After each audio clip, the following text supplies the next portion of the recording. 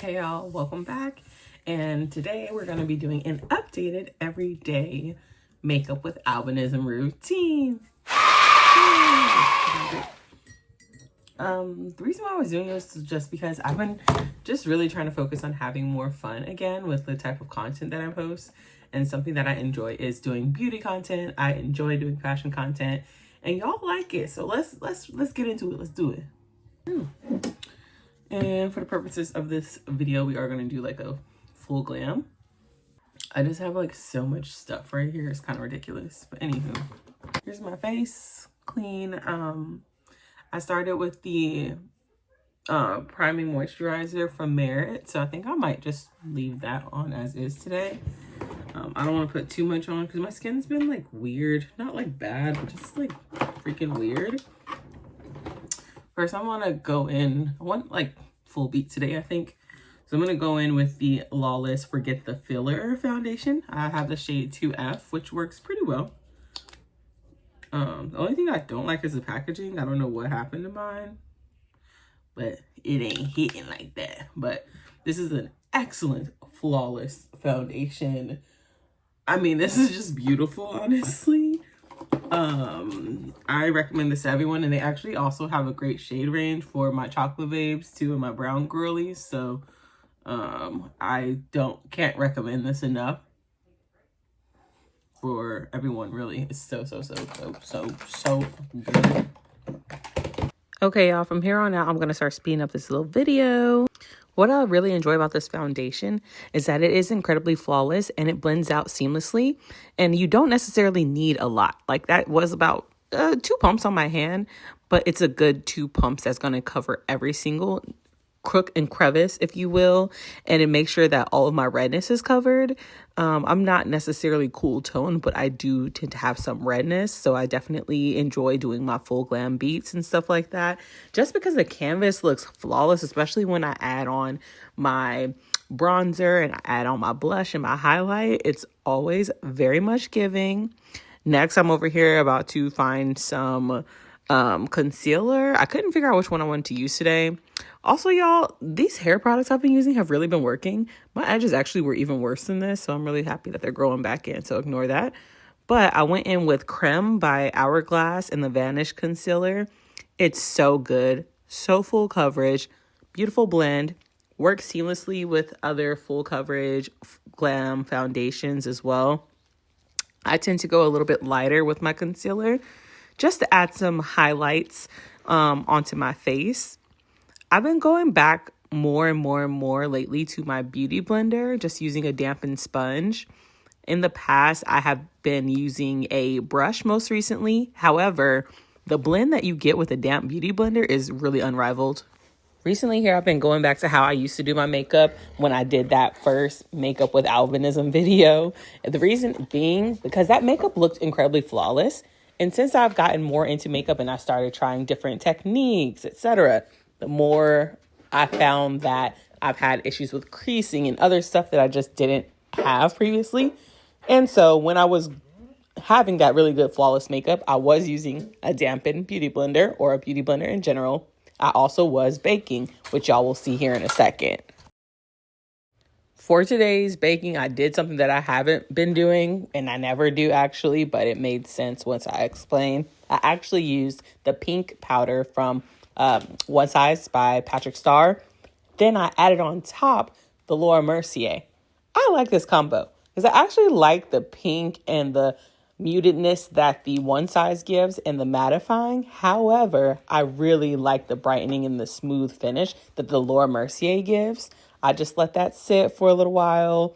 Then I went in with some setting spray towards the end after I dusted everything off. Something else that I know everyone is like pressing their powder in right now with that little triangular powder puff and stuff. However, I really like to bake and I like to swipe it away.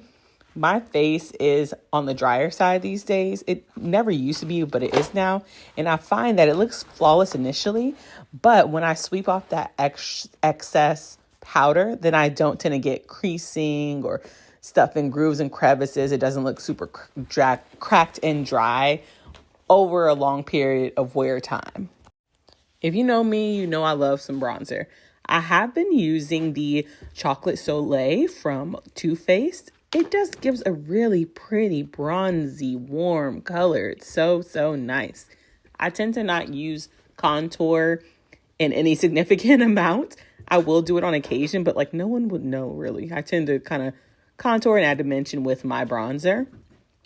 My skin is so fair that when I do contour on occasion, it just looks like, whoa, this girl is trying to be super beat. Like, where is you going, boo? Where is you going? Here, I was just finding my blush. I was looking for my Dior in the cherry. This is so cute. This is not the new formula, though, I will say it. I have only played with the new formulas in store. I believe that I want to try a different color when I purchase the new formula, but I can't decide which one I would like. So I'm thinking rosewood. I'm also thinking maybe the mahogany for like just a warm tone kind of blush for the summertime, as I do love a warm tone blush. I think they are so pretty, like orangey, glowy. Here I just went in with the Dior Backstage highlight palette, the original version, to add some highlight. I love highlight. It's one of my favorite things. And y'all will see, I just keep going. I mixed the lightest shade with the second shade, which is like a goldy champagne, and then a like glistening white shade together to get a perfect little shimmer for me. Sometimes the white is too white depending on what look I'm going for, and sometimes the champagne is a little too gold on my complexion. When I mix them together, it creates the perfect amount of highlight for my face, honestly. I then next went in with eyebrows. Yes, I am the person who goes in differently and I do my eyebrows last. To be honest, the reason why I believe that I tend to go in with my eyebrows last is because if I do foundation and concealer and powder first, it tends to wipe off my eyebrows. As y'all can see, my eyebrows are hella blonde, like hella blonde. I also just have to shout out Dip Brow by Anastasia really quick. I have been using this since it first launched. It took me years, though, to figure out how to properly use this and learn not to have a heavy hand. However, now that I have mastered it, I'm like, it's one of my favorite products. I am a sweater, okay? I'm not like musty or like oily or anything, but I tend to sweat in any form of sun or light or going on a walk, okay? I need something that's going to last me throughout the day. And this Anastasia Dip Brow in taupe has been my go-to forever. I also have figured out the proper shape for my brows too here in the last couple months or so. So I've been really feeling myself. Y'all see, I'm just looking in that mirror and really trying to make sure I get them right.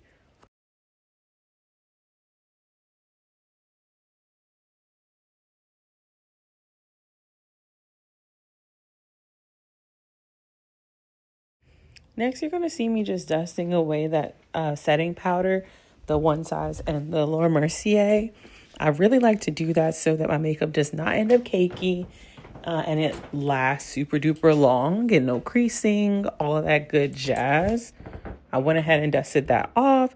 Next up, I'm about to add on some mascara. I think I was about to go in with the setting spray first, but I'm going to go ahead and just put on this mascara first. I'm obsessed with Exaggerize by Charlotte Tilbury. It gives me the most pretty, naturally glam lashes ever. My lashes are already long. I don't tend to necessarily have tons of density, however.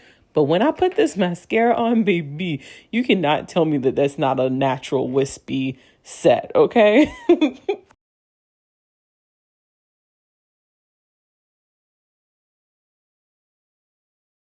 Does anybody else have to look at themselves multiple times once the face is practically all done and beat? Well, it's me. I'm the somebody who has to do that, okay? Next, I was just looking for a pretty lip to put on for the day. I did end up going in with the Anastasia lipstick in what I believe is rose mauve or rosy mauve or something like that. Rose beige. Man, I don't know, y'all. A lot of these lip products be having similar or if not the same names, okay? I thought I was going to put on something by Westman Atelier today, but Anastasia was calling my name. I haven't worn it in a while. I think I've only worn it like once or twice. It's like so pristine.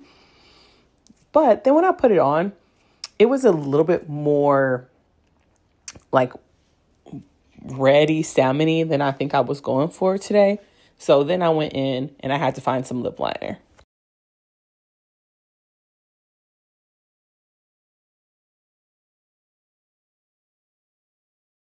So while nearly almost all of my lip liners are from Makeup Forever, thank you Makeup Forever, I actually went in with the Pillow Talk Deep from Charlotte Tilbury. It is so pretty and neutral, and it works really well with some of my deeper lipsticks, as long as I'm like, blending my lips and smacking them together and whatnot, then it tends to work really well to give me a little bit more dimension. Probably could have blended a little bit better, but I kind of like the little 90s chola vibe, okay? So don't get at me. If you have not yet tried the One Size Powder Melt, please, baby, what is you doing? Especially if you're someone who does prefer a matte face or a naturally matte face, it gives that when you have on those matte formulas, okay? Does not give cakey, gives glowy. So you can see your highlight and any other glowy powders or whatever you might put on top of that base, and it just lasts all day. It's pretty much just the dewy version of One Size. I mean, obviously, but not every setting spray can do that. My new kind of like everyday makeup routine. I included foundation. I will say most days I usually do concealer and still probably the same steps, but I have been enjoying foundation just so that, like, I don't know, it gives me a smooth canvas and I really enjoy that. It's been like 5 years or so since that other video, and now I have a kid and crazy skincare and skin after that. I've also gone back to 2000s thinner eyebrows, and I love this. It makes, for my face and my eyes, it makes them look just that much more groomed. Yeah, let me know what y'all think. Here's my everyday makeup with albinism look. Peace.